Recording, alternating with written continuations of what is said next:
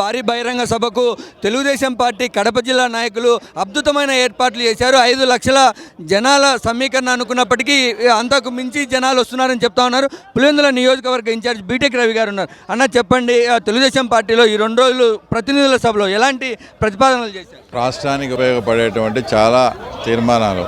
అంతకుముందు గత గవర్నమెంట్లో ఏం తప్పిదాలు జరిగాయి, రొటీన్గా ఉండే ప్రొసీజర్ను గత గవర్నమెంట్లో దాన్ని వాళ్ళ ఇష్టం వచ్చినట్టు చేసి రాష్ట్రానికి ప్రజలకు చాలా ఇబ్బందులు కలిగించారు. వాటిని అన్నిటి కూడా మొత్తం సిస్టమేటిక్గా చేసి, ఇంకోటి మన పార్టీ పరంగా మన కార్యకర్తలు ఏమేమి ఇబ్బందులు ఏమైనా ఎదుర్కొంటారా, సంస్థాగతంగా ఏంటి అంటే, ఒకటి ప్రభుత్వ పరంగా డెవలప్మెంట్ యాక్టివిటీసు ఇది, రెండోది పార్టీ పరంగా కూడా ఏమేమి చర్యలు తీసుకోవాలా, గతంలో ఈ సంవత్సర కాలంలో ఏదన్నా చిన్న చిన్న ఇబ్బందులు ఏమన్నా జరిగాయా, ఆ ఇబ్బందులను ఆ సమస్యలను ఇప్పుడుండే కార్యకర్తల ప్రాబ్లం అన్నీ కూడా క్రోడీకరించి భవిష్యత్తులో అవి పునరావృతం కాకుండా ఇంకా మరింత చేరువే ప్రజలకు దగ్గర తీసుకోవాలని అనేకమైనటువంటి తీర్మానాలు, అనేకమైనటువంటి చర్చలు కూడా మీకు జరుగుతూ ఉన్నాయి.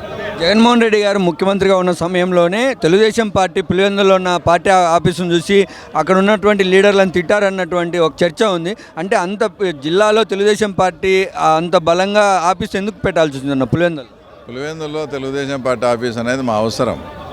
ఒక చిన్న రెంట్కు మాట్లాడుకునే వాళ్ళని బెదిరియడం, వాళ్ళకి లేకుండా చేయడం, ఏదన్నా మామూలు ఖాళీ స్థలం రెంటలకు మాట్లాడుకునే వాళ్ళని దౌర్జన్యంగా మాకు ఇవ్వకుండా చేయడం, ఇవన్నీ చూసి మాకైతే ఒక పార్టీ కార్యాలయం అయితే అవసరము, విధిలేని పరిస్థితి, తప్పని పరిస్థితిలోకి మమ్మల్ని నెట్టివేసి మాతో ఆఫీస్ ఆయన జగన్ రెడ్డే పెట్టించినాడు. లేదంటే మేము ఏదో రెంటెడ్ హౌస్ పెట్టుకొని ఉండిందాం, కానీ రెంట్ హౌస్కు ఈనేడు, రెంటల్ ప్లేసు ఈనేడు. విధిలేని పరిస్థితుల్లో మా శక్తికి మించి ఆ డబ్బులు పెట్టుకొని ఆ రకంగా పార్టీ ఆఫీస్ ఏర్పాటు చేసుకోవడం, ఎవరో వాళ్ళ బంధువు చనిపోతా ఆఫీస్ మీద పోతా చూసి ఇంత ఆఫీస్ కడతా అంటే మీరేం గాడిదలుగా సారా అని వాళ్ళని తిట్టడం. ఆయన మా ఆఫీస్ మీద వెళ్ళిన 4 రోజులకే నన్ను పోలీసు వాళ్ళతో కిడ్నాప్ చేయించి నన్ను ఎన్కౌంటర్ చేయాలని చూడడం, ఎన్ని విషయాలు మీకు తెలుసు. మహానాడు పండుగ వాతావరణం కడపలో ఉంది, కానీ ఇదే వాతావరణం పులివెందుల్లో కూడా మీరు కట్టిన తోరణాలను బట్టి అర్థమవుతోంది. అక్కడ ఏమన్నా అబ్జెక్షన్స్ అట్లా ఏం లేవా? 100% మేమేందంటే మహానాడు కడపలో జరుగుతూ ఉంది.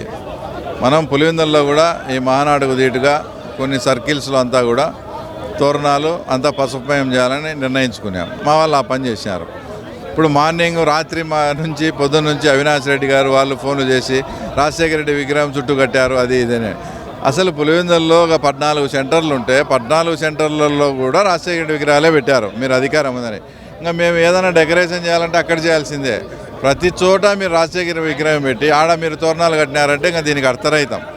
అలా అని రాజశేఖర రెడ్డి గారు అంటే మీకన్నా మాకే ఎక్కువ గౌరవం ఉంది, ఆయన్ను తక్కువ చేయాలని కానీ ఇంకోటి కాదు. మా పండగ మా వాతావరణం కాబట్టి ఆయన విగ్రహానికి టచ్ కాకుండా చుట్టూ కూడా పెట్టుకోవడం.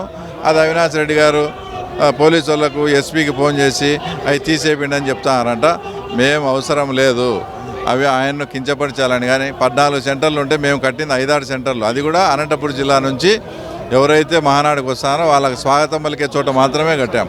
కాబట్టి అది కూడా ఏంది, ప్రతి రాజశేఖర రెడ్డి విగ్రహం కూడా ప్రజల డబ్బుతో కట్టినారు, వాళ్ళ సొంతం కూడా కాదు. అట్లాంటి చోట ఉండే ప్లేసులన్నీ రాజశేఖర రెడ్డి విగ్రహమే పెట్టి అక్కడ మీరు తోరణాలు కట్టినారని మమ్మల్ని అనడం ఇది కరెక్ట్ కాదు. దాని జోలికి పోవద్దండి, రేపు మహానాడు అయిపోతానే మున్సిపాలిటీ వాళ్ళే తీసేస్తారు అని కూడా మీ ద్వారా వాళ్ళకి తెలియజేస్తా ఉన్నా. లోకేష్ గారికి కీలక బాధ్యతలు అన్నటువంటి ప్రచారం జరుగుతుంది. లోకేష్ గారు ఎలాంటి బాధ్యతలు తీసుకోబోతా ఉన్నారు? ఆయన బాధ్యతల తర్వాత పార్టీ నాయకత్వంలో యువత ప్రోత్సాహం ఎలా ఉండబోతోంది? పార్టీలో 100% లోకేష్కు చాలా చాలా కీలక బాధ్యతలు అప్పగిస్తారని మాకు ఉండే మా సమాచారం.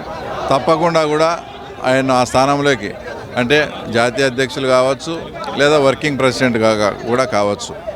ఎందుకు ఈ రకంగా అంటే, ఒకవైపు ప్రభుత్వంలో ఉండే ఒకవైపు ముఖ్యమంత్రి కానీ చంద్రబాబు నాయుడు గారు అడ్మినిస్ట్రేషన్ పరంగా కానీ డెవలప్ పరంగా ఆంధ్రప్రదేశ్ను ముందుకు పరుగులు పెట్టించే దాంట్లో చంద్రబాబు నాయుడు గారికి ఆయన ఆ బాధ్యతలు చూసుకుంటే, లోకేష్ బాబు గారు ఇంటర్నల్గా పార్టీలో మనకి ఏం ప్రాబ్లమ్స్ ఉన్నాయి, ఓన్లీ కార్యకర్తలు అసంతృప్తిగా లేకుండా కార్యకర్తల మనోభావాలకు అనుగుణంగా కార్యకర్తల కోసం పార్టీ కోసం ఈ 4 ఏళ్ళు ఆయన పనిచేయాలని ఆయన నిశ్చయించుకోవడంతో ఇద్దరిని మీరు ఆ పని చేయండి, మీరు ఈ పని చేయండి అని నీట్గా సెటరైట్ చేసుకొని, ఇది కూడా ఒక మంచి శుభపరిణామం. ఎందుకంటే అందరూ కూడా ముఖ్యమంత్రిని కలవలేరు, అందరూ కూడా చేయలేరు. కాబట్టి ప్రతి ఒక్కరు కూడా మా సమస్యలు ఏదున్నా లోకేష్ బాబు గారికి పార్టీ పరంగా ఉండేటన్నీ తీసుకొని పోతే ఆయన పార్టీ నిర్మాణాన్ని పటిష్టంగా తయారు చేసి ఆయన డెవలప్మెంట్ పరంగా అడ్మినిస్ట్రేషన్ పరంగా ఆయన డెవలప్ చేస్తే సమతుల్యం వచ్చి పార్టీ కానీ ప్రభుత్వం కానీ బాగుంటాయని అందరి ఆలోచన. తప్పకుండా లోకేష్ బాబు గారికి వర్కింగ్ ప్రెసిడెంట్ కావచ్చు, జాతీయ అధ్యక్షుడు ఇచ్చినా కూడా మాకు అందరికీ ఆమోదయోగ్యమే. రైట్. చంద్రబాబు గారితో పాటు లోకేష్ గారు కూడా బాధ్యతలు తెలుగుదేశం పార్టీ అభివృద్ధికి అదేవిధంగా ఆంధ్రప్రదేశ్ అభివృద్ధికి తోడ్పడబోతా ఉన్నాయని లోకేష్ బాబు ఇద్దరి నాయకత్వంలో తెలుగుదేశం పార్టీ మరింత అభివృద్ధి చెందుతుందని చెప్తా ఉన్నారు. మహానాడు ప్రాంగణం నుంచి కెమెరా పర్సన్ అఖిల్తో భూమిరెడ్డి, శ్రీనాథ్ రెడ్డి.